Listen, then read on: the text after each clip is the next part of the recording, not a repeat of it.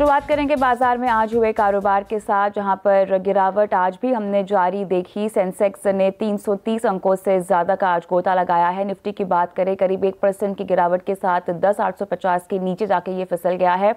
Bank शेयरों ने आज बाजार पर साफ तौर से दबाव बनाने का काम किया है। कल होने वाली वीकली एक्सपायरी से पहले आज थोड़ा सा गिरावट का आलम। बैंक निफ्टी लगभग 230 पॉइंट्स आज टूटा है। बाजार में आखिरी घंटों में गिरावट दरअसल ज्यादा हावी हो गई और मिड कैप शेयरों की बात करें तो आखिरी घंटे में यहां बिकवाली ज्यादा हुई है। निफ्टी दिग्गज आईटीसी के नतीजों के बावजूद भी हमने देखा है कि बाजार में गिरावट गहराई है। लेकिन चलिए अब कल के लिए क्या ट्रिगर्स हैं बाजार में और बाजार की नजर कल कहां रहेगी। प्रदीप पंड्या हमारे सहयोगी हमारे साथ जुड़ गए हैं। तो प्रदीप, बताएं कल बाजार किन किन चीजों पर नजर रखेगा। नतीजों का मौसम है और उसी पर नजर बनी रहेगी।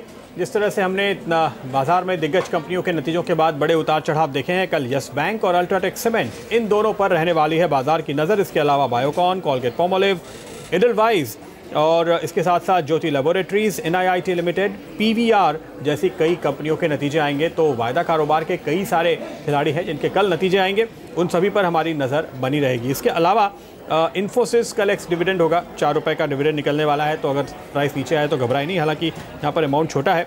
और इसके अलावा अगर आप देखें तो ट्राइडेंट भी कल एक्स डिविडेंड होता हुआ नजर आएगा। KPIT पे लेकिन नज़र रखिएगा, क्योंकि यहाँ पर आज सारे कॉन्ट्रैक्ट एक्सपायर हुए हैं कॉर्पोरेट डेवलपमेंट की वजह से, और उसके स्कीम ऑफ अरेंजमेंट के हिसाब से कल नए कॉन्ट्रैक्ट इशू किए जाएंगे KPIT के स्टॉक पर, KPIT के काउंटर पे। तो यहाँ पर अगर आपको भाव में फ़र्क दिखाई दे तो ये समझिएगा कि ये बिल्कुल अब एक नया स्टॉक है जो स्कीम ऑफ अरेंजमेंट की वजह से, कॉर्पोरेट डेवलपमेंट की वजह से आप कल से ट्रेड कर पाएंगे। तो वो अलग होगा। आज सारे कॉन्ट्रैक्ट एक्सपायर हो चुके हैं। अगर आज तक आपकी कोई पोजीशन थी तो वो दरअसल सेटल होगी और आपको फिर नई पोजीशन कल बनानी होगी KPIT। शुक्रिया प्रदीप तमाम डिटेल्स के लिए। और बाजार की कल की तैयारी के लिए आज हमारे साथ जुड़ गए हैं HDFC सिक्योरिटीज़ के VK Sharma. Sharma ji, good evening, स्वागत है आपका। बाजार की चाल में आज भी हमने नरमी देखी है। काफ़ी मोनोटोनस चाल में आज बाजार रहा, लेकिन आखिरी घंटे में दबाव कुछ ज़्यादा आया है बाजार में। किस बात को लेकर बाजार असमंजस में है? ऑब्वियसली आज हमने देखा कि ग्लोबल फैक्टर्स तो थोड़े से हावी हो ही रहे थे, कहीं से क्लियर डायरेक्शन बाजार को दरअसल मिलता हुआ नहीं दिखाई दिया। जी सही बात है। बड़ी बात यह है कि हमारा जो निफ्टी है वो 10,985 का लेवल को एक बार पार किया था इस सप्ताह, लेकिन 87 से जाने के बाद वहां से गिर गया है। तो एक 10,985 एक अपर लेवल है और नीचे के लेवल पे 10,750, ये वो रेंज है जिसके बीच में बाजार घूमता दिखाई देगा। अब ऐसे वक्त के अंदर हमारा ये मानना है कि हालांकि हमारे बाजार गिरे हैं, लेकिन कोई विशेष कारण सेलिंग का मुझे नजर नहीं आता। हालांकि जो सेल्स थी आईटीसी के नंबर्स अच्छे थे, उम्मीद के मुताबिक ही समझिए, लेकिन उससे इनफैक्ट नेट प्रॉफिट थोड़ा बेहतर, लेकिन उन फैक्ट उनकी जो मार्जिन गिरे हैं वो शायद चिंता का विषय हुए होंगे। लेकिन एक ऐसे स्टॉक जो करीब 24% 24 टाइम्स पी ही कोट करता हो, इंडस्ट्री एवरेज उसका 40 है, तो इसमें कोई खास गिरावट मुझे फर्दर नजर नहीं आती है। तो मेरे ख्याल से ये कारण हो सकता है। आईटीसी में वेटेज भी काफी है निफ्टी के अंदर, एक ही कारण हो सकता है, लेकिन यही कारण न हो के दूसरे और भी जो बैंक्स थे, रिलायंस भी थोड़ा बहुत गिरा था। कुल मिला के मेरे ख्याल से प्रॉफिट टेकिंग कह सकते हैं, कोई बड़ी बिकवाली इसको नहीं बोलूंगा मैं। ऑलराइट, लेकिन चलिए इस बीच अब बाजार बंद होने के बाद जो नतीजे आए हैं जिन पर बाजार की नज़र थी ही, और कल हो सकता है कि हम रिएक्शन भी देखें, उस कड़ी में भारतीय इंफ्राटेल के जो नतीजे आए हैं वो उम्मीद से बेहतर आए हैं। तिमाही दर तिमाही आय, मुनाफा और मार्जिन तीनों अनुमान पर खरे रहे हैं। कंपनी का मुनाफा 600 करोड़ रुपए से बढ़कर 648 करोड़ रुपए रहा है, लेकिन आय की बात करें इसमें हल्की गिरावट आई है। दिसंबर तिमाही में आय 3,668 करोड़ रुपए से घटकर 3,640 करोड़ रुपए रही है। मार्जिन पर अगर हम डालें नजर तो ये भी 41.1% से बढ़कर 41.6% पर यह आंकड़ा रहा है। क्या कहेंगे आप शर्मा जी?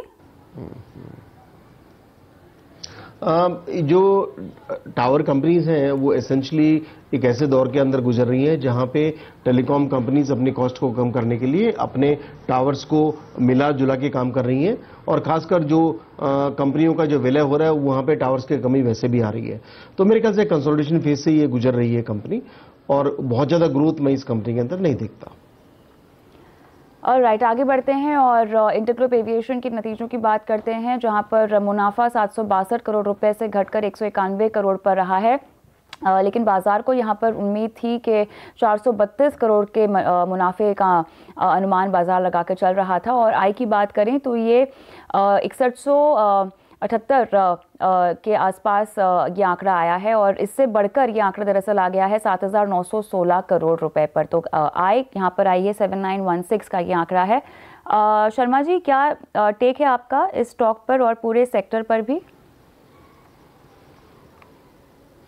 देखिए, पूरे सेक्टर में तो मेरा ये टेक है सेक्टर के ऊपर कि जो क्रूड की कीमतें हैं जितनी गिर चुकी हैं, यहां से और नीचे जाने की गुंजाइश जा भी सकता है, लेकिन कम है। ऊपर बढ़ने के चांसेस ज्यादा है। ओवरऑल मार्केट वाले तंग नहीं हो कि क्रूड उस लेवल पे जाने वाला नहीं है जहां पे एक इंडेक्स को या निफ्टी को कोई किसी प्रकार की चिंता करनी पड़े। हाँ, लेकिन ये जो ऑयल, जो एयरलाइन कंपनीज हैं जिनके लिए ऑयल करीब करीब उनका 38% रॉ मटेरियल है, उनके लिए एक ये जो मार्जिन थे ये सबसे बेहतर उसके थे, अब आगे चल के बढ़ सकते हैं। मतलब क्रूड प्राइस बढ़ेगी तो मार्जिन में थोड़ी उस पर क्वेश्चन मार्क लगने लगेंगे। तो मैं कोई बहुत ज्यादा आश्वस्त एयरलाइन कंपनीज की इस वक्त नहीं हूं। उनके अंदर भी फिर भी जो डेरिवेटिव्स में नहीं है वो कंपनी में ध्यान देंगे तो आपको शायद निवेश की दृष्टि से जगह मिले। और राइट, चलिए आगे बढ़ते हैं और कुछ अहम नतीजे जो यहाँ पर कल आ सकते हैं उस कड़ी में येस बैंक और अल्ट्राटेक सीमेंट अपने तिमाही नतीजे पेश करेंगी और इसके साथ ही फ्यूचर्स एंड ऑप्शन में शामिल कोलगेट, पामोलिव, बायोकॉन, पीवीआर और रिलायंस पावर के नतीजे भी आएंगे। लेकिन अहम नतीजों पर बात करने के लिए हमारे सहयोगी वरुण दुबे हमारे साथ जुड़ गए हैं। वरुण, ये बताएं कि अल्ट्राटेक सीमेंट के नतीजों पर आपका अनुमान क्या कह रहा है? देखिए, वॉल्यूम के लिहाज से तो अल्ट्राटेक सीमेंट के नतीजे अच्छे होंगे क्योंकि जेपी एसोसिएट्स के सीमेंट के कारोबार का इसने जो अधिग्रहण किया था उसका भरपूर फायदा मिलेगा, जिसके कारण वॉल्यूम्स में करीब 10% के आसपास की बढ़ोतरी हो सकती है। लेकिन याद रखें, जेपी के जो एसेट्स थे उनके रियलाइजेशंस कम थे, तो इसका इम्पैक्ट कंपनी के मार्जिन्स पे आपको देखने मिलेगा। इसी के साथ साथ जो ओवरऑल कॉस्ट स्ट्रक्चर है वो बढ़ रहा है, जो फ्रेट कॉस्ट है वो बढ़ रहा है, जिसके कारण मार्जिन्स जो है वो शायद थोड़े दबाव में हो सकते हैं। 16.7% से गिर के करीब 16.3% के आसपास आ सकते हैं, लेकिन मुनाफे में करीब 11% के आसपास की बढ़ोतरी का अनुमान लगा रहे हैं हम। 420 करोड़ से बढ़ के करीब 470 करोड़ के आसपास आ सकते हैं। तो वॉल्यूम के लिहाज से तो कंपनी के नतीजे अच्छे रहेंगे, लेकिन मार्जिन्स थोड़े प्रेशर में रह सकते हैं। और राइट, वरुण बने रहिए हमारे साथ। तो शर्मा जी, वॉल्यूम्स अच्छे रह सकते हैं लेकिन मार्जिन्स पर दबाव आ सकता है, क्या कहेंगे आप? किस कंपनी के लिए कविता जी? अल्ट्राटेक सीमेंट।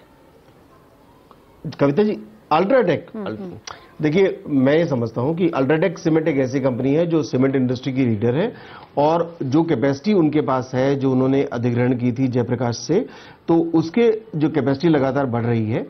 तो मेरे ख्याल से यहाँ पे कैपेसिटी यूटिलाइजेशन इनका बढ़ेगा और करीब करीब हम देखेंगे कि जो सेल्स ग्रोथ 12% करीब हम पाएंगे कि सेल्स ग्रोथ वॉल्यूम टर्म्स में शायद ऊपर जाती दिखाई दे, थोड़ा बहुत प्राइसिंग का भी इम्पैक्ट आए, लेकिन ये सबसे उम्दा कंपनी है। और ये जो नतीजे हैं नेट प्रॉफिट के अंदर में करीब 17% की वृद्धि हमारा अनुमान है कि ऐसा है कि ये आएगा इसके अंदर।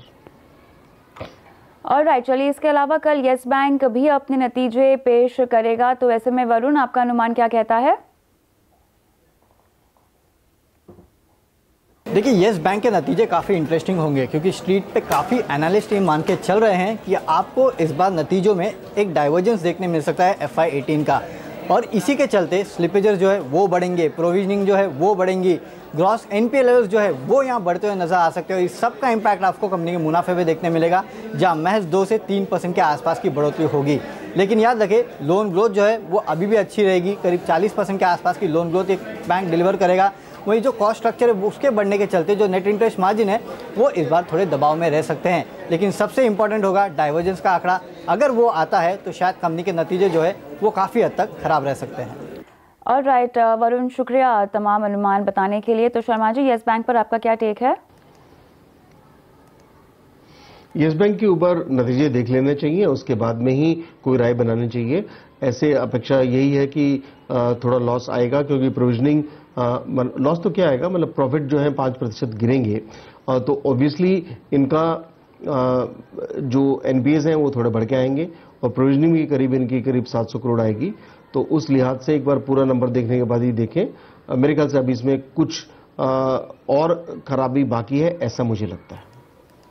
चलिए आगे बढ़ते हैं और सीधा अब रुख करते हैं हम निफ्टी स्ट्रैटेजीज की ओर, जहां पर सबसे पहले आपको हम बताएंगे हेमंत कपाड़िया की रणनीति। खरीदारी की इनकी सलाह है 10,790 का स्टॉप लॉस, 10,880 के टारगेट के लिए। दानेश्वर बदवल की रणनीति भी खरीदारी की आ रही है, 10,760 का स्टॉप लॉस, 10,920 के टारगेट पर। अनुज दीक्षित हालांकि यहाँ बिकवाली की रणनीति आपको सुझा रहे हैं, 10,880 का स्टॉप लॉस, 10,730 के टारगेट पर। टेक्निकल चार्ट्स पे आज रुचित जैन ब्रिटानिया में खरीदारी की सलाह आपको दे रहे हैं, 3120 का स्टॉप लॉस है, 3350 के टारगेट के लिए। साथ ही डेरिवेटिव्स में अगर हम देखें तो टेक महिंद्रा पर जय ठक्कर की खरीदारी की राय है, 709 का ये रेकमेंड कर रहे हैं स्टॉप लॉस, 745 के टारगेट के साथ। तो ये तो बात हो गई है रणनीति की जो जानकार दे रहे हैं, लेकिन रुक करते हैं अब सीधा आज की वैल्यू पिक की ओर।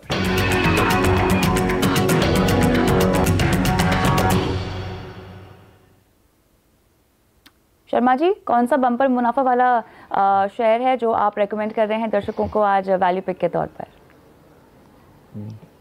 जी, आज वैल्यू पिक के तौर पे मैं वो स्टॉक रिकमेंड कर रहा हूं जो हमने आने वाले साल के लिए अपने निवेशकों को भी दिया है, हमारी कंपनी के जो इन्वेस्टर्स हैं उनके लिए। और उस कंपनी का नाम है रिलायंस इंडस्ट्रीज। ये रिलायंस एक ऐसी कंपनी है जहां के businesses oil, petrochemical, refining, retail sales और फिर अंततः जो टेक्नोलॉजी की जो टेलीकॉम की जो कंपनी है जियो, उन सबसे इनके रेवेन्यूज आते हैं। तो ये कंपनी हमें क्यों पसंद है और इसके लेवल पे, इस लेवल के ऊपर मैं क्यों बता रहा हूं इन्वेस्टर्स को, क्योंकि यहां पे जब बाकी बाजारों के अंदर आप देखें तो आपको कहीं भी एक क्लैरिटी नजर नहीं आती रेवेन्यूज की जो यहां पे दिखती है। इसके जो मेन जो बिल्कुल अच्छे खासे बिजनेस है जो वेल सपोर्टेड है, वेल एस्टेब्लिश्ड है, वो है इनकी रिफाइनिंग मार्जिन, रिफाइनिंग और पेटकेम, ये जो बिजनेसेस अच्छे खासे चल रहे हैं। रिफाइनिंग जीआरएम्स मार्जिन थोड़े अंडर प्रेशर थे ऑयल कीमतों की नीचे होने की वजह से, अब थोड़ी ध्यान से सुधरेंगी तो मार्जिन भी बेहतर होंगे। ऊपर से जो पेटकेम बिजनेस है वहां भी आगे मार्जिन सुधरने की संभावनाएं हैं। और अभी तक जो दो ऐसे सेक्टर थे जो अच्छे खासे चले नहीं थे, वो है रिटेल और दूसरा है जियो। ये यहाँ पे कैपेक्स लगातार हो रहा था और अब यहाँ पे रेवेन्यू और प्रॉफिट दोनों के अंदर इनकी प्रॉफिटेबिलिटी आ रही है। तो अगर हम जियो और रिटेल को, रिलायंस रिटेल को दोनों को मिला लें तो करीब 20% जो एबिटा है वो वहां से आता है। तो ये एक बड़ी अच्छी बात है। ऊपर से जो इनके स्टोर्स हैं, नंबर 1 रिटेल सेलर है रिलायंस रिटेल, और जियो लगातार एक नए और अपने ग्राहक ऐड कर रहा है ऐसे वक्त में जब कंपटीशन ग्राहक को लूज कर रहा है। अगर मैं एक ट्राई की जो फिगर है सबसे ज्यादा रिस्पॉन्सिबल है, जो लेटेस्ट फिगर आई हैं वो जून और अक्टूबर की आई हैं, तो अगर हम जून के मुकाबले अक्टूबर के नंबर्स को देखें तो रिलायंस ने अपने 22% ग्राहकों के अंदर 22% की वृद्धि की है। उसके अगेंस्ट में जो कंपटीशन में है भारती, वहां पे करीब एयरटेल के अंदर 1% गिरावट आई है, वोडाफोन आइडिया में करीब 5% की गिरावट आई है और बीएसएनएल में मामूली कॉन्ट्रैक्शन हुआ है। तो ऐसे वक्त के अंदर इनके जो आरपूज हैं वो औरों से काफी ज्यादा हैं। तो ये दोनों कुल मिला के आगे चलते हुए ये लगातार जो ग्राहक इकट्ठा कर रही है ये कंपनी, तो आगे चलते हुए उनको थोड़ा बहुत भी प्राइस बढ़ाएगी तो यहाँ पे बड़े अच्छे नंबर्स और प्रॉफिटेबिलिटी आपको देखने को मिल सकती है। लेकिन ऐसी कोई जल्दबाजी मुझे नहीं लगती। कंपनी मेरे ख्याल से अभी भी जब तक लार्जेस्ट नहीं बन जाती तब तक शायद और भी अधिग्रहण करती रहेगी कंज्यूमर्स का, जो कंपटीशन को एक बार ब्लीड करता रहेगा। तो कुल मिला के एक ऐसी कंपनी है जो हमने अपने निवेशकों के लिए निकाली है कई सालों के लिए कि इसका 1 साल का टारगेट न होके साल दर साल आप 20% के रिटर्न्स इस स्टॉक से पा सकते हैं। मैं ऐसा क्यों कह पा रहा हूं, क्योंकि जो रिटेल सेल्स अगर हम ओवरऑल इकोनॉमी का देखें तो अगले 2030 तक ये करीब 10 गुना बढ़ने वाली हैं, मतलब 4 गुना बढ़ेंगे सेल्स। और जो ऑर्गेनाइज्ड सेक्टर का जो मार्केट है वहां पे सेल्स करीब 9 गुना बढ़ सकते हैं। तो ऐसे वक्त के अंदर इनके जो वैल्यूएशंस हैं रिलायंस रिटेल के और जियो के, ये इतने अच्छे हो सकते हैं कि यहाँ पे बहुत रिटर्न्स अच्छे मिले लोगों को, और हो सकता है इन कंपनियों को आगे चलते हुए, हालांकि कंपनी के प्लान्स आज नहीं है, लेकिन उनको अलग भी किया जा सके। तो जो रिलायंस में 2005 में हुआ था, वो शायद हमको एक रिलायंस इंडस्ट्रीज के अंदर वापस एक बार देखने को मिले। चलिए अब देते हैं आपके तमाम सवालों के जवाब स्टॉक फटाफट में।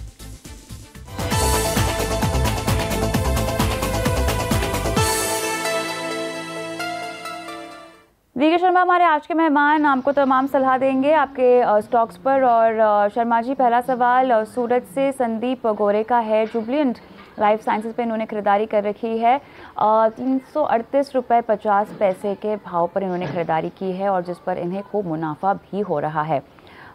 और क्या आप इन्हें रुकने की सलाह देंगे? मेरे ख्याल से अभी इनके जो प्रॉफिट्स हैं वो थोड़े और आगे बढ़ सकते हैं।